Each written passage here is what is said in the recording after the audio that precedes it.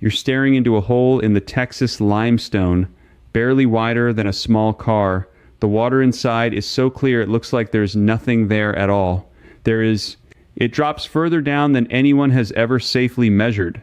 At least 8 people walked up to this exact spot in the hill country and went down into it. They never came back up alive. And when a small underwater drone was finally sent to the 4th chamber, where some of those bodies were found, the people watching the screen went completely silent. I spent months inside the recovery logs and the old dive maps. There's a false floor down there that should not move. It moves. We are going down. And I promise you, it gets worse the deeper we go. Let me put you where I was when this started. A town called Wimberley, Texas. Hays County, the southern edge of the hill country, sitting roughly at 30 degrees north and 98 degrees west. There's a creek there called Cypress Creek. And feeding that creek is a single opening in the rock that the locals have called Jacob's Well for more than 150 years. From the surface, it looks almost gentle. A circle of pale limestone about 12 feet across, brimming with water that is the most impossible shade of blue-green you have ever seen. Children jump into it on summer afternoons, families picnic on the banks, and almost none of them understand that they are floating on top of one of the deadliest dive sites in the entire world. Because that pretty blue circle is not a pond. It is the mouth of a flooded cave system that bores down into the earth at a near vertical angle.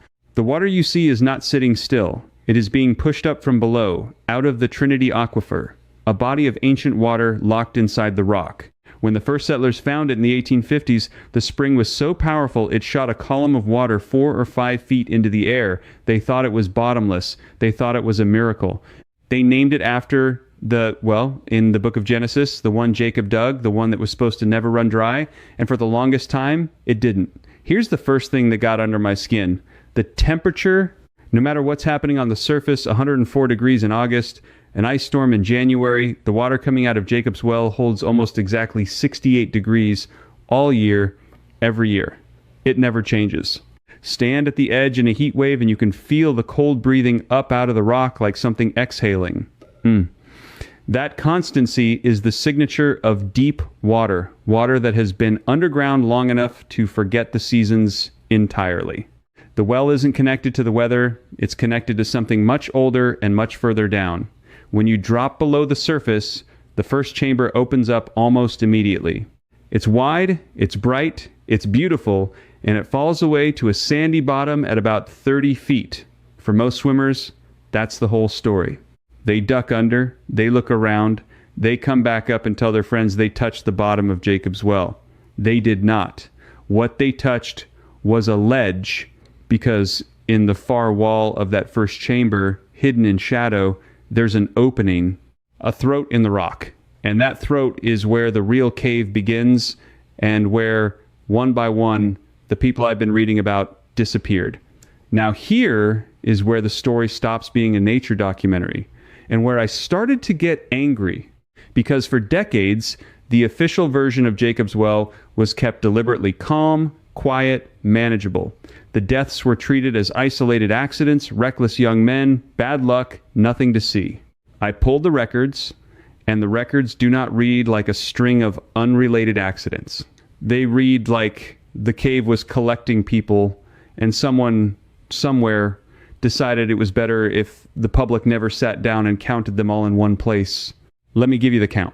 At minimum, 8 divers have died inside Jacob's Well. Some careful researchers put the number at 9. And the way the worst of them died is the detail that the cheerful tourist brochures leave out. In the late 1970s, 2 young divers went down past that first chamber and into the deeper passages.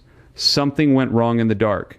When the recovery effort began, the man who led it was a local dive shop owner named Don Dibble, a name you'll see again and again if you go looking, because he spent years of his life pulling other people's sons out of that hole. Dibble nearly became a victim himself during one of those recoveries. A piece of the cave gave way, he barely made it out, and he came back up changed, telling anyone who would listen that the well was not safe, that it would keep killing, that something about its deeper chambers turned a routine dive into a death sentence in seconds. So let me take you down past the first chamber now, into the part most people never see, because this is where the architecture of the place becomes genuinely sinister. You leave the bright first chamber through that throat in the rock, and you drop into a tighter, darker space. The second chamber sits at around 55 feet, and to reach it you pass through a narrow vertical slot that divers gave a grim nickname. They call it the place where the cave decides, because it is just wide enough for a person with tanks on their back to slide through, and just tight enough that if you panic, if your gear snags, if you turn the wrong way, you are stuck head down, in the dark, 60 feet underwater, with the only exit a vertical climb behind you. Below that, the cave keeps falling. The third chamber sits deeper still, choked with fine silt that the old maps warn about specifically. One careless kick of a fin and that silt explodes into the water like ink into milk. The dive teams have a term for it, a silt out. In a silt out, your light becomes useless. You can press it against your own mask and see nothing. Your visibility goes from 40 feet to 0 in a single heartbeat, and now you are blind inside a flooded maze with a limited amount of air on your back and a tunnel system that does not forgive a single wrong turn. That is how the cave kills. Not with monsters, with geometry and silt and the dark. The divers who died did not drown in open water. Most of them got lost in a space the size of a few small rooms, lost so completely that men like Don Dibble had to go in after them, following a line through zero visibility, feeling along the rock with their hands, knowing that a body was somewhere ahead of them in the black. But here is the question that wouldn't let me sleep, the question that turned this from a sad local tragedy into something I had to chase. Why couldn't they always find them? Several of the recoveries took weeks, some took months. In a cave system that had supposedly been fully mapped, in a space only 100 or so feet deep, how does a human body simply vanish? Where does it go? The answer is at the bottom. The answer is the fourth chamber, and the answer is a thing called the false floor. Therefore, I had to understand the fourth chamber, and this is where the modern part of the story comes in, because for a long time, no one fully could. The fourth chamber sits at the deep end of the system, somewhere past 120 feet down. To reach it on a tank of air is an extreme technical dive. The margin for error is almost nothing. Every foot deeper increases the nitrogen pressing into a diver's blood, slows their thinking, eats their air faster, and lengthens the agonizing decompression they must perform on the way back up just to keep their own blood from fizzing like a shaken soda. The men who pushed to the fourth chamber were among the most experienced cave divers in Texas, and even they treated it like handling a live wire. So the people studying Jacob's Well did what scientists now do with every place too lethal for a human body. They sent a machine, a small remotely operated vehicle, an underwater drone, tethered to the surface by a thin cable, carrying lights and a camera, and nothing that could panic or run out of air or lose its nerve in the dark.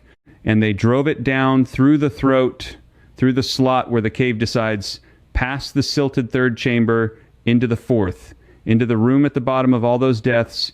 What it filmed there is the reason I'm talking to you. If this is the kind of hidden depth that pulls at you the layers beneath the official story, the rooms beneath the rooms, then I want to point you towards something I've been building outside of this channel. I've put years of this kind of research into a series of books, Forbidden Cartography, Beneath the Veil, and Sealed Depths, that go further into the places the public record deliberately leaves blank. The same methodology I use here: primary sources, dive logs, aquifer studies, the documents that were never meant to be read together. You can find them linked in the description below, and if you've made it this far in this video, I think you already know whether this is for you. Now back to the water and the part of the story that should unsettle you tonight. But before I tell you what's on that footage, I need you to understand why this should matter to you specifically tonight, even if you live thousands of miles from Texas and have never put your face underwater in your life. Because this is the part where I stopped thinking of Jacob's Well as a faraway curiosity and started feeling it under my own feet. That water filling the well, the impossibly clear blue water, is not from the well. The well is just a window. It's an opening into the Trinity Aquifer, an enormous underground reservoir of water held inside the porous limestone beneath central Texas. Most of the people reading the news about droughts and water restrictions have no real picture of where their water comes from. It comes from places exactly like this: hidden chambers, flooded passages, vast dark rooms of water inside the rock, sitting under towns and highways and farms, completely invisible, completely silent, and far more fragile than anyone wants to admit. The reason Jacob's Well is so clear is that this water has been filtered through miles of stone over a span of time that should genuinely frighten you. Some of the water emerging from these deep Texas springs has been tested, and parts of it have been underground not for years but for centuries. You are looking at rain that fell before your great-grandparents were born, finally finding its way back to the light. And now here is the part that should unsettle you tonight.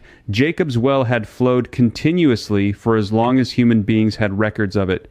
Continuously. That's what made it sacred to the people who named it. It was the well that never failed. Until our lifetime. In the year 2000, for the first time in recorded history, Jacob's Well stopped flowing. The column of water that had pushed up out of the earth since before Texas was Texas simply stopped. And then it happened again in 2008. The miracle spring went still. The reason was us too many wells drilled into the same aquifer, too many people pulling on the same hidden reservoir, until the ancient pressure that fed the well finally faltered. Think about what that actually means. It means the great dark body of water beneath that part of Texas is being drained faster than it can refill. It means those flooded chambers, the second, the third, the fourth, are part of a system that is slowly being emptied by human hands.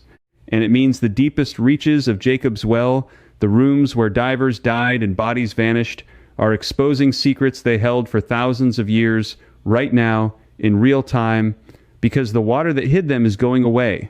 The drone didn't just film a cave, it filmed a record that is being uncovered because we are pulling the water out from underneath ourselves. That is why this is not a story about Texas. It is a story about every hidden water you depend on and cannot see, and how little any of us understand about what's down there. Now, the fourth chamber. The false floor, what the drone found. When divers first reached the bottom of the fourth chamber decades ago, they came down onto a flat bed of fine gravel and sediment. It looked solid. It looked like the bottom. For years, people assumed that was it, that they had finally found the true floor of Jacob's Well, the end of the descent, the place where the cave stopped. But the men who died told a different story with their bodies, because the gravel at the bottom of the fourth chamber is not a floor, it is a lid. Underneath that bed of loose gravel, the cave keeps going. There is a passage below the false floor, and the gravel sits on top of it like a plug unstable, shifting, ready to pour downward into the gap the moment it's disturbed.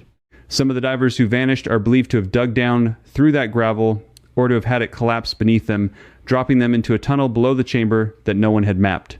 A space below the space everyone thought was the bottom, and once you are below that false floor, in a passage filled with collapsing sediment in zero visibility, there is essentially no way back. The gravel pours down behind you and seals the ceiling you came through. The map ends, the light ends, everything ends. This is what the recovery teams were truly afraid of, not the depth, the fact that the cave had a hidden room beneath its hidden room, and that the floor itself was a trap that could swallow a person and close over the top of them.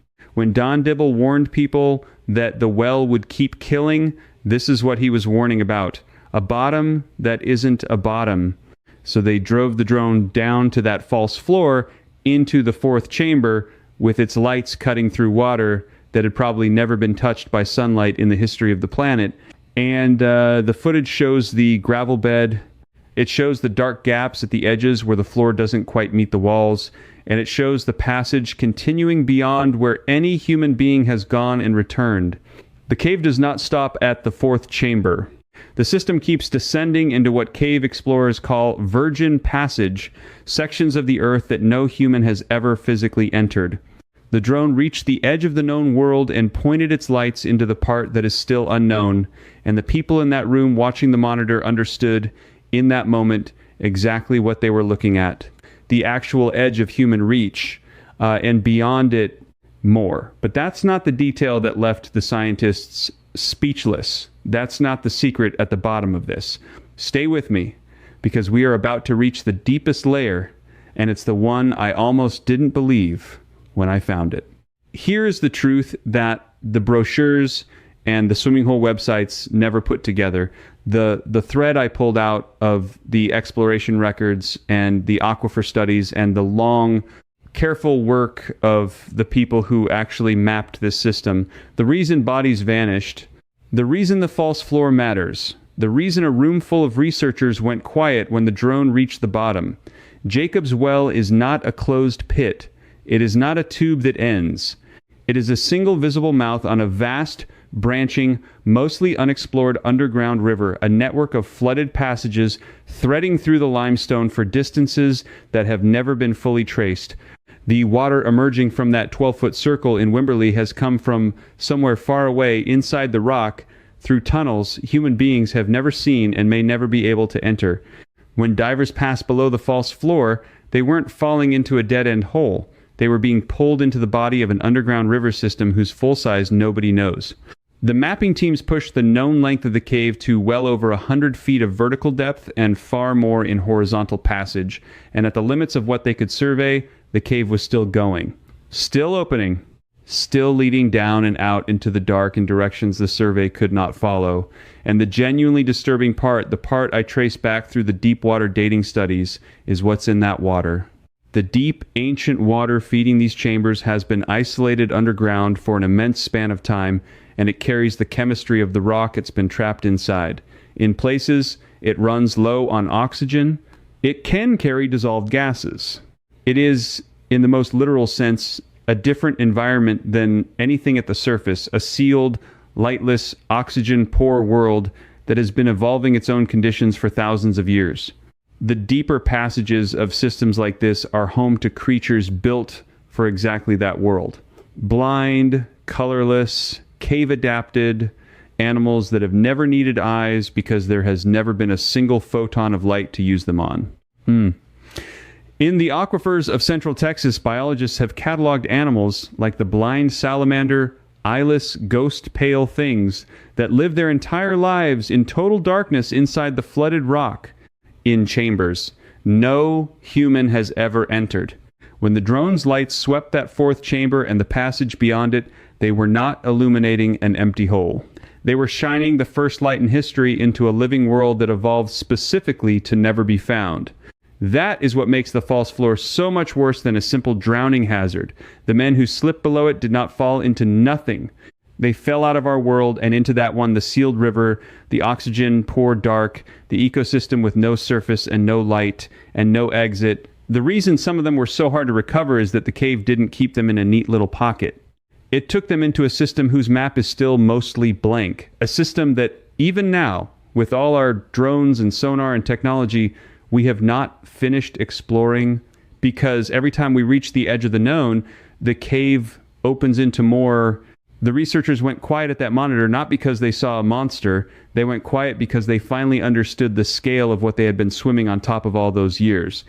A whole hidden geography under the picnic blankets and the splashing kids. A river inside the earth full of ancient water and eyeless life, and the people it had taken branching off into darkness in every direction and shrinking because we are draining the very water that has kept it sealed and hidden since before recorded time. The spring that was named for the well that never runs dry, the miracle of Genesis, has already gone dry twice in our lifetime. And every time the water drops, a little more of that buried world comes closer to the surface, closer to being uncovered, closer to giving up what it's been holding in the dark. I went looking for a simple answer. A swimming hole with a sad history. What I found was a window into a flooded world beneath Central Texas that no human being has ever fully entered and survived. A false floor that opens into an unmapped river, an ancient water we are emptying out from under our own feet, and at least 8 people who went down through that pretty blue circle and were taken somewhere we still cannot follow. If you made it all the way down here with me, then you already know you're not the kind of person who's satisfied with the comfortable version, the one where the swimming hole is just a swimming hole and the deaths were just bad luck and there's nothing underneath but rock You're the kind who needs to know what's actually at the bottom, even when the bottom turns out to be a lie, even when the floor itself is a trap that opens into the dark. So let me ask you something specific, and I genuinely want your answer. The false floor in the fourth chamber, the bed of gravel that looks solid and isn't, the lid over the passage no one has returned from. If you had the drone controls in your hands, would you have driven it down through that gap into the part of the cave no human has ever seen? Or would you have pulled it back? Tell me in the comments, because I read them, and I want to know how many of you would have gone deeper. And while you're there, tell me where in the world you're watching from. I'm always stunned by how far this reaches. If this is the kind of descent you want to keep taking, the places the official story prefers to leave sealed, the depths everyone else stops short of, then come with me. This channel is for the people who keep digging where the rest of the world decided not to look. Because there is another flooded cave on the other side of the planet where divers found something carved into the wall below the waterline in a chamber that has been underwater for 9,000 years, and the official explanation for who carved it does not hold up. That's where we go down next. Don't climb back out yet. We're only just beginning to understand how deep this goes. Before you go, sit with one last thing, because it's the detail that still keeps me awake. The people who run Jacob's Well now have to limit how many swimmers go in, not for safety, but to protect what's left of it. They roped off the deeper throat. They posted the names of the dead on a plaque, 8 names carved in stone above a hole that keeps its own count. And every diver who has ever come back from the fourth chamber says the same strange thing, that the silence down there is total, that the cold presses in from every side, and that the moment your light finds that false floor, some animal part of your brain understands you are standing on a door that opens downward, a door that has already swallowed men whole and shut itself over the top of them without a sound. The well never ran dry, the old story promised. It was wrong about that, and I think it was wrong about the bottom too. You're still here, which tells me you want the rest. Inside the circle, I take you all the way down the chamber by chamber descent, the full drone footage, picking up right where we stopped. You can ask me your own questions, and a real person, me, answers you myself. You won't be down there alone. You'll belong here with us. Just point your phone's camera at the code on the screen. Cancel anytime, one click. If a mystery like this stays with you, there's more waiting right here. Subscribe and keep exploring with me. Strange depths, hidden places, and answers no one saw coming.